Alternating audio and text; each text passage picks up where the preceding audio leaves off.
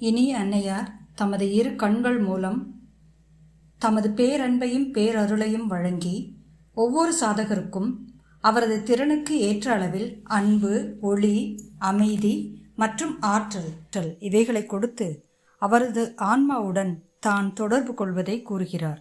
அவர் மேலும் கூறுகிறார், என்னுடைய உற்று நோக்கும் பார்வை தானே பார்க்கிறது, அத்துடன் கருவியை தயார் செய்கிறது, பிறகு ஆசிகளை வழங்கி தெய்வீக அன்பை பொழிவதற்கு இசைகிறது.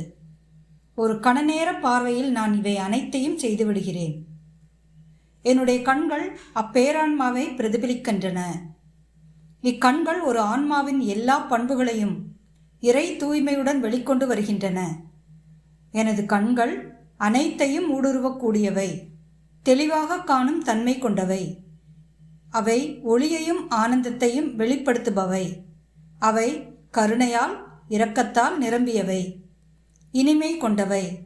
மனிதர்கள் மற்றும் ஜீவராசிகளுக்கு ஆசி வழங்கவும் ஆறுதல் அளிக்கவும் வல்லமை கொண்ட ஒரு தயையை எங்கும் பரப்புபவை.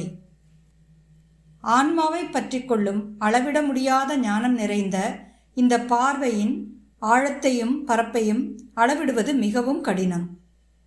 தூய்மையான ஸ்படிகம் போன்று பளபளக்கும் இந்த கண்கள் இதயங்களை பற்றி பிடித்து அந்த இதயங்களில் ஆர்வத்தின், தூய்மையின் கனலை கொழுந்துவிட்டு எரியச் செய்யும் வலிமை மிக்க செயல்திறன் கொண்டவை.